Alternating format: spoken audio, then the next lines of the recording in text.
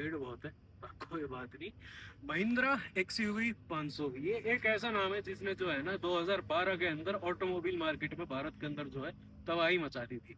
महिंद्रा की तरफ से एक मैं कहूँगा बहुत तगड़ा गेम चेंजर बोलूंगा इस गाड़ी को मैं, जिसने उस टाइम जो है ना ब्लैक में जो होता है ना कि गाड़ी बिकना, वो उस टाइम इस गाड़ी ने शुरू करा था। और उसके बाद 2015 में एक फेसलिफ्ट आया, उसके बाद जो है 2018 में इसके अंदर ऑड वाली सीरीज शुरू हो गई थी, जो कि W11 W7 वो वाला सीन सारा हुआ था। तो ये जो जिसको मैं असली महिंद्रा बोलता हूँ, जिसको मैं बोलता हूँ कि हाँ, जब ये वाला लोगो था ना महिंद्रा के अंदर, अब तो आ रही हो तितली सी जो बनी हुई है उसके अंदर गाड़ी जो महिंद्रा ने छुई मुई कर रखी है, उसकी कोई मैं कहूँगा बराबरी नहीं है। लेकिन ये जो रियल महिंद्रा है ना, जिसने मेरे को एक्चुअल में कहूंगा मेरे को फेमस बनाया महिंद्रा एक्सयूवी 500 ने, चाहे पुरानी एक्सयूवी की बात करूं चाहे मैं इस वाली एक्सयूवी की बात करूं। तो नमस्कार जी, मैं शुभम सांगवान, स्वागत है सबका मेरे चैनल पर। आज की वीडियो के अंदर जो है ना आप सबको मैं बताने वाला हूँ कि ये जो महिंद्रा एक्सयूवी 500 है, इसको इस साल में यानी कि 2025 के साल में लेना कितना कुछ सही है, कितना कुछ गलत है, और क्यों इस गाड़ी को कंसीडर करना चाहिए या क्यों इस गाड़ी को जो है कंसीडर नहीं करना चाहिए इस साल के अंदर। सारे पॉइंट्स मैं आपको बताऊंगा कि मैंने क्या कुछ फील करा है थ्रू आउट दीज ईयर्स, और कौन से मॉडल की आप एक्सयूवी 500 ले सकते हो अगर आप कंसीडर करना चाह रहे हो, और कितने तक की मिल जाएगी वो भी एक आपको जो है ना हिसाब किताब में बताऊंगा क्या कुछ सीन है। तो चैनल पे नए हो पहले सब्सक्राइब कर लो, और पुराने हो तो हैप्पी न्यू ईयर मेरे सारे भाइयों को। 2025 की पहली वीडियो है, सोचा इसी से शुरू करें, तो चलिए शुरू करें।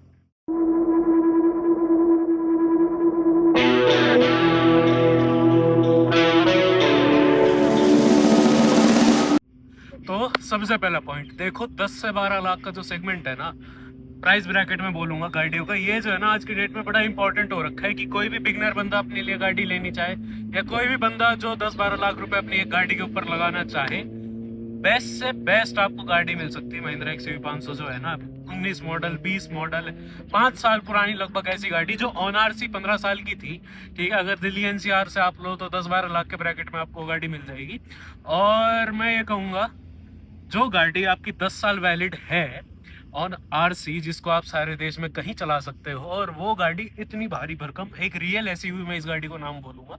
आज की डेट में अगर मैं महिंद्रा को लेके चलूँ, या आज की डेट में जो ये 15-15 20-20 लाख रुपए में क्रेटा सेल्टोस आ रही है, ये जो सो कॉल्ड एसयूवी वाला ब्रैकेट है, हैरियर भी ना 1% में मैं थोड़ी 19 सी गाड़ी मानूंगा अगर मैं इस गाड़ी से कंपेयर करूं, क्योंकि बहुत सारी चीजें वो आगे मैं पॉइंटों में डिस्कस करूंगा, लंबा खींचूंगा नहीं इस पॉइंट को। यही बात है कि 10 से 12 लाख रुपए के अंदर आपको बेस्ट से बेस्ट गाड़ी मिल सकती है, जिसको आप 10 साल प्रॉपर चला सकते हो एकदम नेक्स्ट टू शोरूम कंडीशन की। अगला पॉइंट जो मैंने कहा कि मॉडर्न महिंद्रा से तो ये गाड़ी है बहुत ज्यादा रगेड। अब इसका जो है ना मैं बोलूंगा सक्सेसर जो ये गाड़ी थी वो थी महिंद्रा की एक्सयूवी 700, और उस गाड़ी से अगर मैं इसको डायरेक्ट कंपेयर करूं कि किन चीजों में ये गाड़ी बेटर है, किन चीजों में वो गाड़ी बेटर है, सीधा कहूंगा एक्सयूवी 700 से एनी डे ये गाड़ी ज्यादा रिलायबल और ज्यादा रगेड मिलेगी आपको। ठीक है, एक्सयूवी 700 से ज्यादा चलाने में फील जो है आपको इस गाड़ी के अंदर मिलने वाली है। एक्सयूवी 700 से ज्यादा जो है ना रॉनेस, रोबस्टनेस, रिलायबिलिटी, जैसे मैंने बोला, वो जो है आपको सिर्फ इस गाड़ी के अंदर मिलने वाली है। वो आपको जो है 10-12 लाख रुपए के अंदर और किसी गाड़ी के अंदर नहीं मिलने वाली, जो कि एक ट्रू एसयूवी है। अगला पॉइंट जो है वो मैं मानता हूं एक एसयूवी के लिए जो है सबसे इंपॉर्टेंट एस्पेक्ट, यानी कि उसकी राइड हाइट, उसकी जो है सिटिंग हाइट। अब ये जो है ना अपनी एक्सयूवी 500, जो इससे सेगमेंट में आज की डेट में गाड़ी आती है, या जो इससे डबल प्राइस रेंज में आज की तारीख में गाड़ियां आती है, क्रेटा सेल्टोस से कंपेयर करूं, या फिर जो है डायरेक्ट इसके जो है सक्सेसर एक्सयूवी 700 से कंपेयर करूं, इस गाड़ी की जो सिटिंग हाइट है ना और सिटिंग पोस्चर है, एनी डे सारी गाड़ियों से बेस्ट है। क्योंकि इस गाड़ी में जो है ना आप सही में बहुत ऊंचे बैठते हो, सीट इसकी जो है बहुत ज्यादा ही गद्देदार है, और इतनी ऊंची है कि आपको जो है सारा डैशबोर्ड एक तो खुद से नीचे लगता है, ठीक है, और सारा जो बोनेट है वो खुद से अच्छे से नीचे लगता है, उससे जो है ना आपकी बहुत बड़ी आपको जो है बाहर व्यू मिलने वाला है, जो कि मैं बोलूंगा एक्सयूवी 700 के अंदर मिसिंग है। क्योंकि वो कितनी ही बड़ी एसयूवी हो, कितनी ही इसकी सक्सेसर हो, उसकी अगर मैं सीटिंग हाइट की या ड्राइविंग हाइट की बात करूं, वो जो है क्रेटा सेल्टोस से उसी सेगमेंट की लगती है अगर मैं इससे कंपेयर करूं डायरेक्ट। इसके बाद आप सीधा 700 चलाओगे, ठीक है, इसके बाद बैठने के बाद आप सीधा 700 के अंदर बैठोगे, आपको जो है सिटिंग हाइट उसकी बहुत ज्यादा लो लगने वाली है। एसयूवी है भाई। अगला पॉइंट जो है वो मेंशन करूंगा मैं इस गाड़ी की बिल्ड क्वालिटी, इंटीरियर क्वालिटी, और एक ओवरऑल जो फील होती है गाड़ी की उसकी। वही क्रेटा सेल्टोस वाले सेगमेंट को इसके अंदर मैं लेना चाहूंगा। टाटा से कंपेयर नहीं करूंगा मैं डायरेक्ट, बट जो भी आज की डेट की मॉडर्न डेज की जो गाड़ियां हैं ना, जो आपको ये BS6 के चक्कर में जो है कहीं क्वालिटी में मात खा रही है, कहीं पे जो है इंजन के अंदर मात खा रही है, कहीं पे जो है एफिशिएंसी के अंदर बढ़ावा है पर क्वालिटी नहीं है। लेकिन जो आपको महिंद्रा XUV 500 अंदर से बाहर तक क्वालिटी ऑफर करती है, आप चाहे बिल्ड क्वालिटी लो, आप चाहे मैं बोलूंगा रफनेस रगेडनेस, जो भी रोबस्टनेस मैं इस गाड़ी की कहूंगा, और साथ ही साथ इंटीरियर में जो इसके प्लास्टिक भी है ना, उसके अंदर मैं कहूंगा स्क्रैचेस इतनी आसानी से नहीं आते हैं। ठीक है, बहुत बढ़िया। मेरे को देखो पर्सनल वो एस्पेक्ट है, इतने सालों से XUV 500 यूज कर रहा हूँ, ये जो 2015 के बाद आई थी ना बेसिकली, और इसके बाद भी जो 2019 के बाद जो टॉप मॉडल थे उसके अंदर तो आपको एक हिसाब से लेदर सॉफ्ट टच वाला आपको इंटीरियर मिलता था। तो वो क्वालिटी आपको आज की डेट में जो है मॉडर्न कार्स के अंदर ऐसे प्राइस सेगमेंट में नहीं मिलने वाला। और वही 10 से 12 लाख के अंदर मैं बात करूं, किसी गाड़ी के अंदर जो है ना मेरे को इतनी बढ़िया फील बता दो, क्वालिटी बता दो, और जो है मेरे को इंटीरियर की स्पेस बता दो, मतलब ही नहीं आपको आज की डेट में कहीं मिले। अगला पॉइंट आ जाता है भाई इस गाड़ी की फीचर्स की लिस्ट का। उससे पहले जो है उसी पॉइंट के अंदर मैं मेन जो है सब्जेक्ट बताऊंगा जिससे मैंने जो है वीडियो को शुरू करा था, यानी कि प्राइस ब्रैकेट। अब जो है ना 10 से 12 लाख रुपए, 12 से 13 लाख रुपए जो है ना मैक्स रेंज है इस गाड़ी के लिए। उसके अंदर आपको बढ़िया से बढ़िया, नई से नई और टॉप मॉडल गाड़ी मिल जाएगी ऑटोमेटिक के साथ, जिसके अंदर फीचर्स की कोई कमी नहीं है। लास्ट में जो है ना, जब ये गाड़ी लास्ट थी, अगला पॉइंट आ जाता है भाई इस गाड़ी की फीचर्स की लिस्ट का। उससे पहले जो है उसी पॉइंट के अंदर मैं मेन जो है सब्जेक्ट बताऊंगा जिससे मैंने जो है वीडियो को शुरू करा था, यानी कि प्राइस ब्रैकेट। अब जो है ना 10 से 12 लाख रुपए, 12 से 13 लाख रुपए जो है ना मैक्स रेंज है इस गाड़ी के लिए। उसके अंदर आपको बढ़िया से बढ़िया, नई से नई और टॉप मॉडल गाड़ी मिल जाएगी ऑटोमेटिक के साथ, जिसके अंदर फीचर्स की कोई कमी नहीं है। लास्ट में जो है ना, जब ये गाड़ी लास्ट थी तब तक जो है इसके अंदर एप्पल कारप्ले आ चुका था, एंड्रॉइड ऑटो शुरू से था 2015 के बाद से, और जो है सनरूफ जैसे फीचर्स, पावर स्टेयरिंग, बहुत ज्यादा मक्खन इस गाड़ी का। और जो भी है ना, सारे जितने फीचर्स जायज और जितने फीचर्स जरूरी होते हैं गाड़ी के अंदर, सिर्फ आपको जो है ना वो इस गाड़ी के अंदर मिलते थे।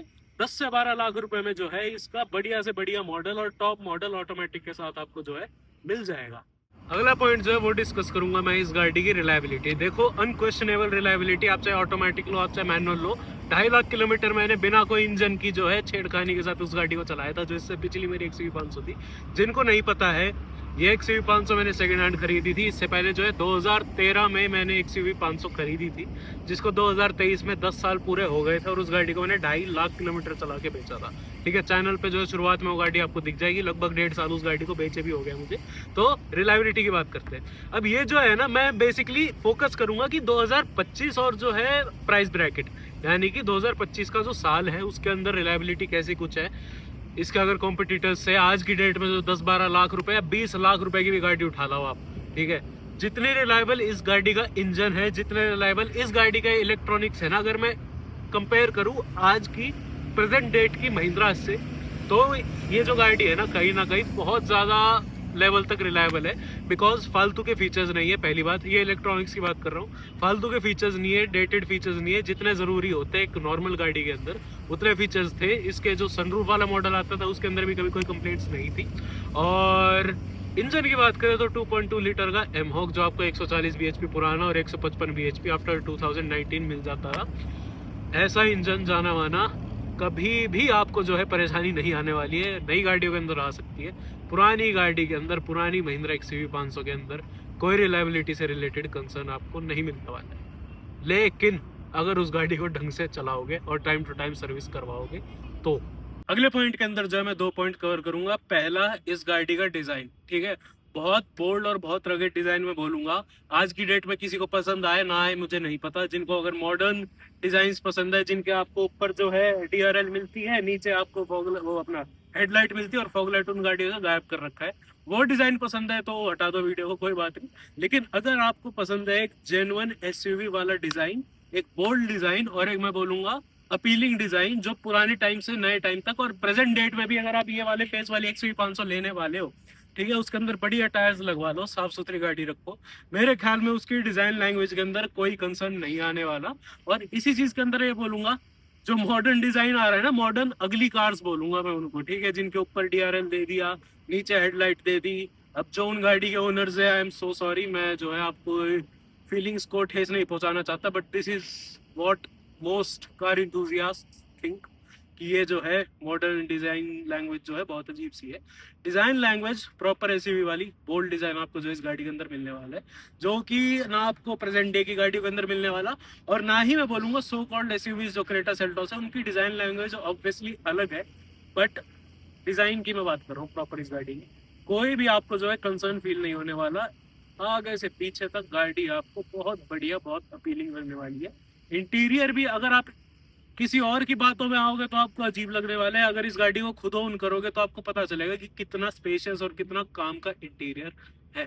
ठीक है, इसी पॉइंट के अंदर अगर मैं स्पेस के अंदर आ गया तो इसकी जो है इंटीरियर स्पेस की बात करूंगा, आपको ले ही चलता हूँ। ठीक है, अनकट वीडियो में आपको ले चलता हूँ।